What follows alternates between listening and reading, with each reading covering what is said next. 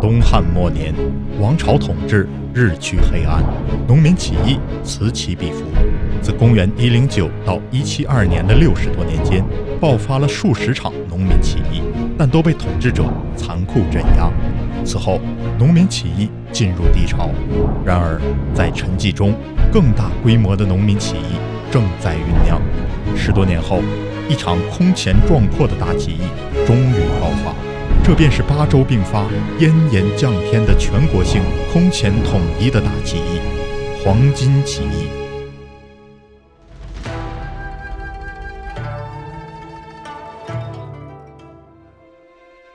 在汉顺帝时期，琅琊人公崇向顺帝献其师于己所藏的太平清领书，因书中包含大量抨击统治阶级贪婪暴虐以及主张人人平等的思想，被朝廷定为妖妄不经而予以否定。公崇献太平经被拒绝后，巨鹿人张角得到此书，并以书中思想创立太平道，自称大贤良师，为土众化腐治病，并分遣弟子周行四方传道。余年间，土众至数十万，遍布清、徐、幽、冀、荆、扬、汴、豫8州。太平道广泛传播苍天已死，黄天当立，岁在甲子，天下大吉的谶语作为政治号召，在起义前的10多年间，这一口号已深入人心。张角为起义进行长期准备之后，决定于甲子年即公元184年汉灵帝光和7年举行全面起义。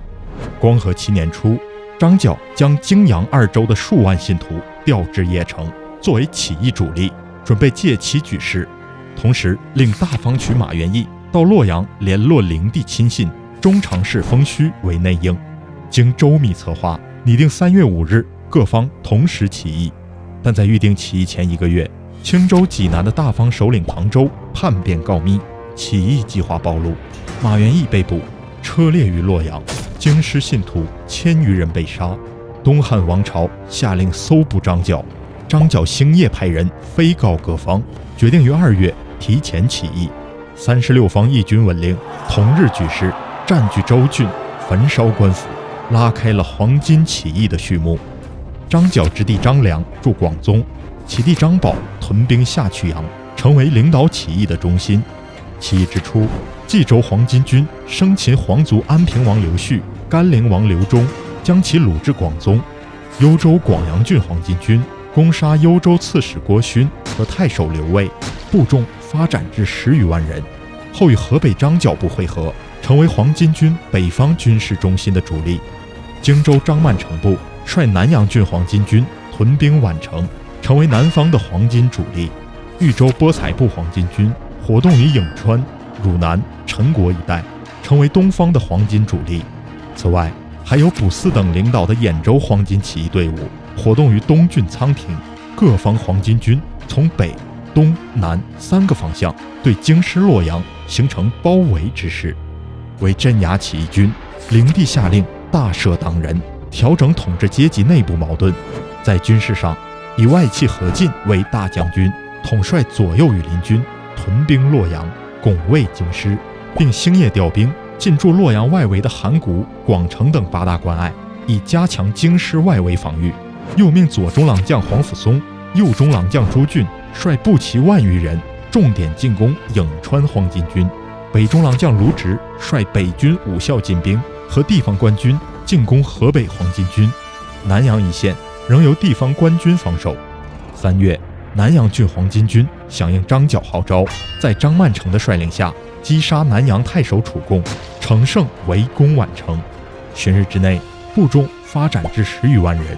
张曼成攻宛城的同时，豫州境内汝南黄巾军在波才率领下于昭陵击败汝南太守赵谦，很快发展至10余万人，控制了颍川、汝南、陈国3郡广大地区。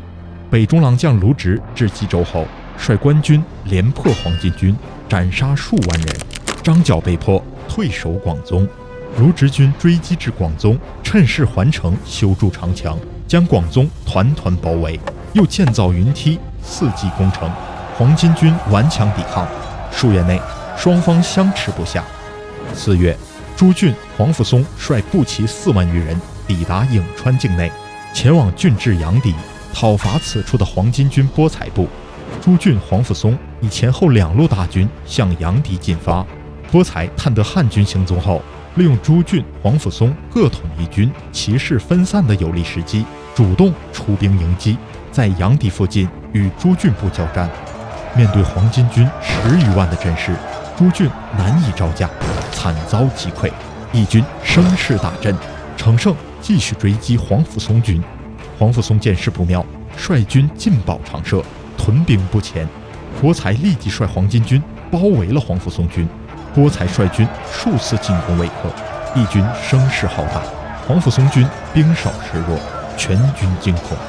这时黄甫松召集部将，鼓舞道：兵有奇变，不在众寡。又发现义军因缺乏战斗经验，在荒草地上结营扎寨，于是定下火攻的计策。当天黄昏以后，天起大风，黄甫松抓住这一战机，利用夜色为掩护，派出一支精锐部队偷偷溜出起义军的包围圈，潜入义军之后纵火烧营。城上的汉军见得手后也举火高喊。黄甫松趁势鼓噪出击，黄巾军大乱而败退。黄巾军撤退途中又被前来增援的骑都尉曹操军堵截，损失惨重。波才率领余部退走阳翟。